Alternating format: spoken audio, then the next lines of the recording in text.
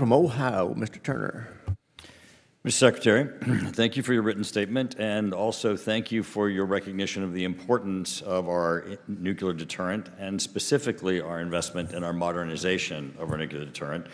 We are behind, as you know, in the modernization of our nuclear stockpile. Your recognition of our investment in our triad and our command and control is incredibly important. Thank you also for your recognition of the importance of our future investment in missile defense and the importance that the Golden Dome will play.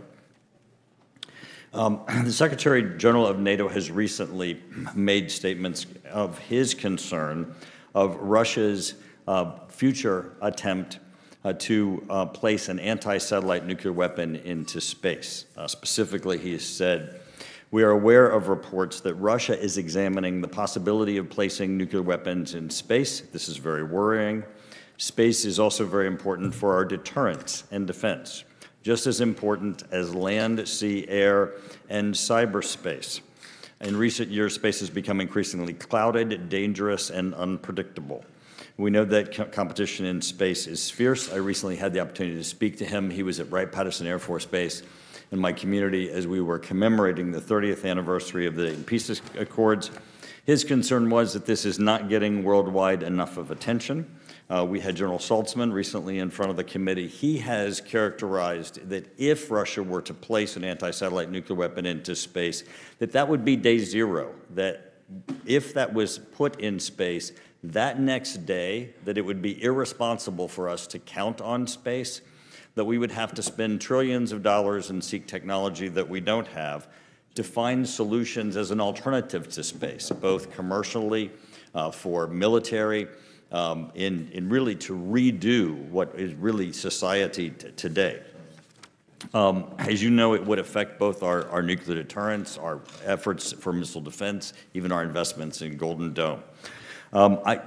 In this venue, obviously, we can't discuss all of the details of what we're doing, but I would ask if you would please confirm that this is a threat that is a priority to the Department of Defense, as it has been characterized by the Secretary General of NATO, and acknowledge that as it is a priority for us to prevent the deployment of nuclear weapons in space, and that it is a priority for us to work with our allies to uphold our commitment to the Outer Space Nuclear Treaty that prohibits the deployment of nuclear weapons in space.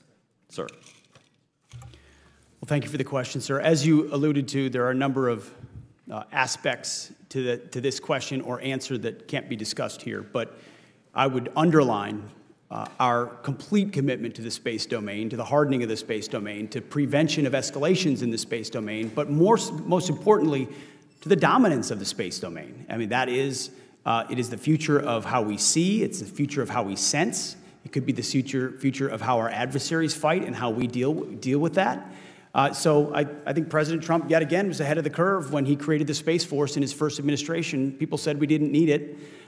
We are relying on it every single day now to ensure, alongside the Space Force and private enterprise, that we're delivering the capabilities we need that are resilient, that are redundant, that are capable of all aspects of all domain warfare, if necessary.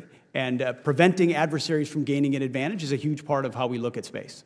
This threat is not classified. Russia's threat of deploying an an anti-satellite nuclear weapon in space is not classified.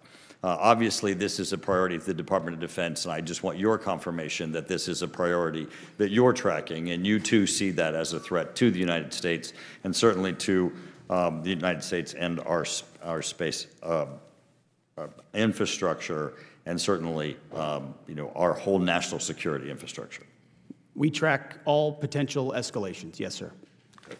And while you're here, I just want to help you out because people try to twist your words. You are not confirming in your testimony today that at the Pentagon there are plans for invading or taking by force Greenland, correct? That is not your testimony today. All my testimony is that the Pentagon has plans for any number of contingencies. It is not your testimony today that there are plans at the Pentagon for taking by force or invading Greenland, correct? Because I'm sure as hell hope that it is not your testimony. We look forward to working with Greenland to ensure that it is secured from any potential threats. Excellent. I yield back.